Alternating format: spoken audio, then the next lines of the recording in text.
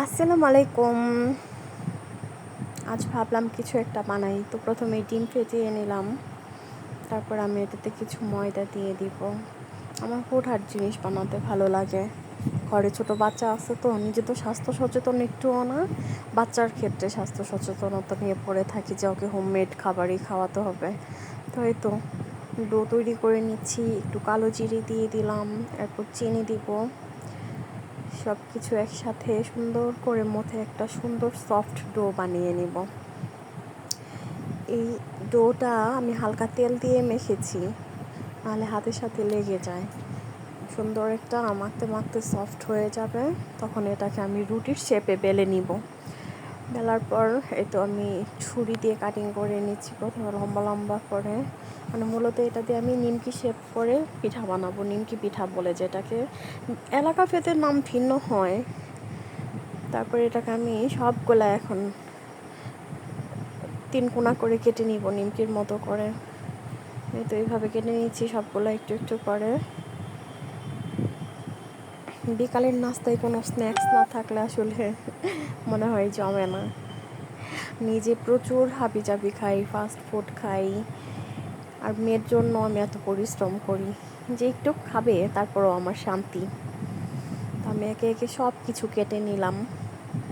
নেওয়ার পর এটাকে আমি একটা প্লেটে উঠিয়ে নিব।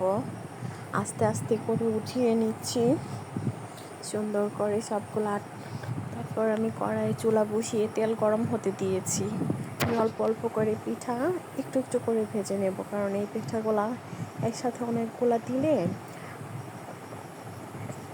বোঝা যায় না যে পিঠাটা কেমন ভাজা হচ্ছে, কারণ নিচ দিক থেকে পোড়া ধরে যায়।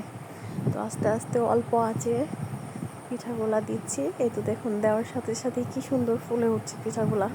ডিম দেওয়া আছে যে সুন্দর হয়ে যাচ্ছে আস্তে আস্তে। এটাকে আমি আস্তে আস্তে নেড়ে চেড়ে সুন্দর করে ভেজে নিব। নেওয়ার পর আমি অপর দিকে প্লেটে টিস্যু দিয়ে রেখেছি যাতে তেলগুলো অ্যাবজর্ব হয়ে যায় ভাজার পর।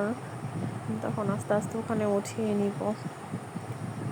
আমি আস্তে আস্তে দিচ্ছি একটু একটু করে। এখন আমি এটাকে নাড়াচাড়া করে নিব। নেওয়ার পর তেলগুলো পিট করে ভেজে নেব।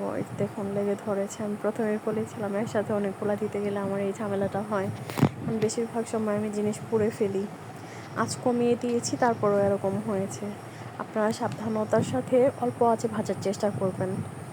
তারপরে পরে যখন আবার দিয়েছিলাম এগুলো সুন্দর হয়েছে। আমি এগুলো এখন একে একে উঠিয়ে নিচ্ছি। এটা ঠান্ডা হওয়ার সাথে সাথে একদম ক্রিস্পি হয়ে যায়। উপর থেকে কামড় দিলে ক্রিস্পি, ভিতর দিকে সফট, কারণ ডিম দেওয়াতেই ভিতরটা সফট হয়েছে। আর ডিম যদি না দেওয়া হয় সেক্ষেত্রে একদম নিমকির মতো মোচমোচা কটকটা হয়ে যায়, যেটা আমার কাছে তেমন একটা ভালো লাগে না। ভালো থাকবেন। আসসালামু আলাইকুম।